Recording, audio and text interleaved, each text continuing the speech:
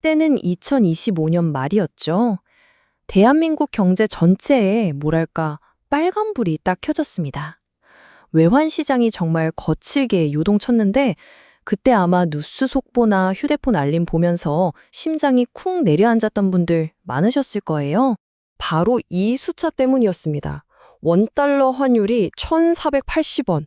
와, 진짜 심리적 마지노선이라고 하는 1,500원을 정말 코앞에 둔 아슬아슬한 상황까지 간 거죠. 아니, 근데 환율이 뭐 1,480원인 게 왜 그렇게 온 나라를 긴장시켰을까요? 이게 뭐 경제 전문가들만 아는 그런 얘기가 전혀 아니거든요. 생각해 보세요. 당장 우리가 마트에서 사는 수입 과일값, 해외 직구할 때 가격, 뭐 이런 것부터 시작해서 우리 생활 전반에, 그러니까 우리 지갑에 직접적으로 영향을 미치는 숫자니까요. 자, 상황이 이렇게 되니까 정부하고 금융당국이 가만히 있을 수 없었겠죠.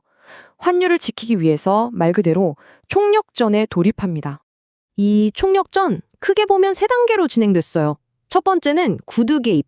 말 그대로 강력한 경고 메시지를 시장에 빵 던지는 거죠. 더 이상 용납 못한다. 이런 식으로요. 두 번째는 실제 행동에 나섭니다.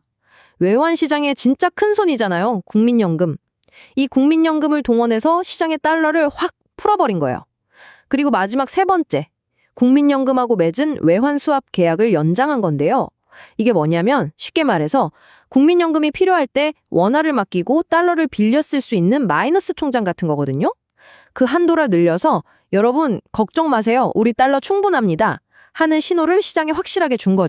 와, 근데 이 총력전 효과가 있었을까요? 네, 있었습니다. 그것도 아주 즉각적으로요. 보세요. 12월 23일에 1,480원까지 갔던 환율이 불과 며칠 뒤인 27일에는 1,440원대까지 쭉 내려왔습니다. 와, 일단 가장 급한 물은 껐다. 이렇게 보였던 거죠. 하지만 정부는 여기서 멈추지 않았어요. 그냥 막는 거, 방어만 하는 게 아니라 아예 더 근본적인 문제를 해결하려고 나섭니다. 그게 뭐냐? 바로 밖으로 줄줄 새어나가는 우리 돈의 흐름을 다시 안으로 확 끌어들이려는 아주 공격적인 카드를 꺼내든 거죠. 그 이름이 바로 해외자산 국내 복귀 투자 계좌, 줄여서 REI입니다. 이 RIA라는 거 내용을 들어보면 정말 파격적입니다. 핵심은 이거예요. 만약 여러분이 해외 주식을 팔아서 그 돈으로 한국 주식을 사면 해외 주식 팔 때 내야 하는 양도소득세를 최대 100%, 그러니까 전액 면제해주겠다는 거예요. 와, 엄청나죠? 이게 바로 서학개미라고 불리는 우리 개인 투자자들이 달러를 사려는 수요를 줄이고 그 돈을 다시 우리 국내 증시로 끌어들이려는 정부의 정말 강력한 한 수였던 셈입니다. 자, 이렇게 정부가 연이어 강력한 대책들을 내놓으니까 시장은 일단 안정을 찾는 것처럼 보였어요. 하지만 과연 이게 진짜 해결책이었을까요? 일부 전문가들 사이에서는 이거 그냥 임시방편 아니냐? 근본적인 문제는 그대로 있는 거 아니냐? 하는 경고의 목소리가 나오기 시작합니다. 특히 한 사람, 평생을 이 외환 시장에서 보낸 그야말로 산전수전 다 겪은 베테랑 트레이더가 이 상황을 완전히 180도 다르게 보고 있었어요. 그의 말은 이랬습니다. 이건 거의 코미디에 가깝습니다. 와, 정말 강력한 한마디죠. 전설적인 외환 트레이더 김준송 대표가 던진 이 말 한마디가 시장에 그야말로 찬물을 확 끼얹은 겁니다. 정부 대책, 그거 현실도 모르고 하는 그냥 보여주기식 쇼에 불과하다. 이렇게 아주 신랄하게 비판을 한 거죠. 아니, 왜 코미디라고까지 했을까요? 자, 여기를 한번 보시죠. 김준송 대표는 이 RIA 제도의 아주 결정적인 허점을 정확하게 꿰뚫어 본 겁니다.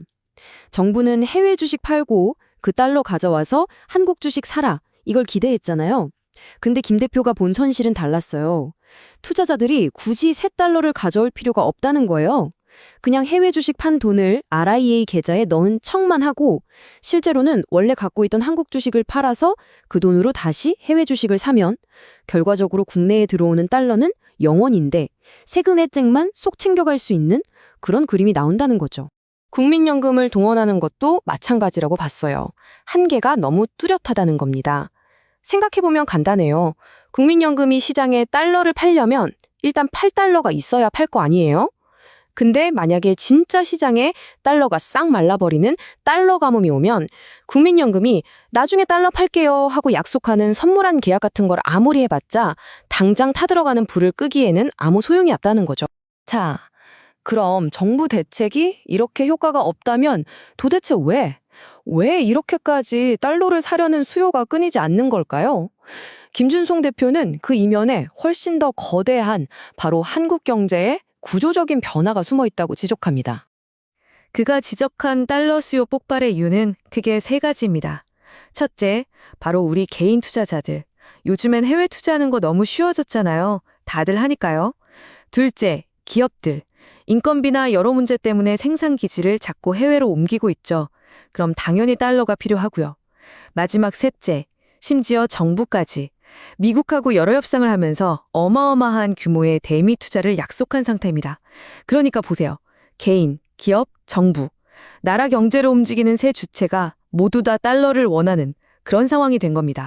그리고 이 모든 현상을 하나로 꿰뚫는 한국 경제의 판이 완전히 바뀌었구나 하고 무릎을 탁 치게 만드는 핵심 개념이 하나 있습니다. 그게 바로 우리나라가 성숙한 채권국이 되어가고 있다는 진단입니다.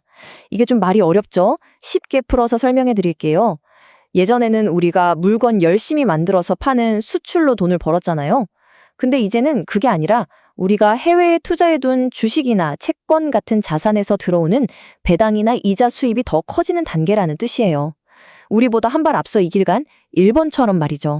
자, 이 표를 보시면 그 변화가 얼마나 극적인지 한눈에 보입니다. 2015년까지는요, 환율이 수출 무역 수지이든 해외 투자 수익, 소득 수지이든 거의 상관이 없었어요. 여기 숫자 보세요. 거의 0에 가깝죠. 그런데 2016년 이후부터 완전히 달라집니다. 소득 수지, 그러니까 해외 투자 수익과 환율의 상관관계가 무려 0.63까지 그냥 수직 상승을 해버립니다. 이게 뭘 의미하겠어요? 이제 우리나라 환율을 움직이는 가장 중요한 힘이 수출이 잘 되고 안 되고가 아니라 해외로 돈이 나가고 들어오는 이 투자 자금의 흐름이 되었다는 너무나도 명백한 증거인 셈이죠. 핵심을 쫙 정리해 드릴게요. 옛날에는요, 수출이 잘 돼서 달러가 많이 들어오잖아요. 그럼 자연스럽게 원화 가치가 올라가는 그런 자동 조정 시스템이 있었어요. 그런데 지금은 수출로 아무리 돈을 많이 벌어도 그 달러가 국내로 안 들어오고 바로 해외에 재투자가 되는 겁니다. 그러니까 그 좋은 흐름, 선순환의 고리가 툭 끊어져 버린 거죠. 바로 이런 새로운 경제 현실을 근거로 김준송 대표는 정말 충격적인 전망을 내놓습니다. 2026년에는 환율이 결국 1,600원 선까지 갈 수 있다는 아주 대담하면서도 어떻게 보면 좀 비관적인 예측을 한 겁니다. 자, 이제 우리는 정말 중요한 질문 앞에 서게 됩니다. 이렇게 경제의 체질 자체가 변해버린 대한민국.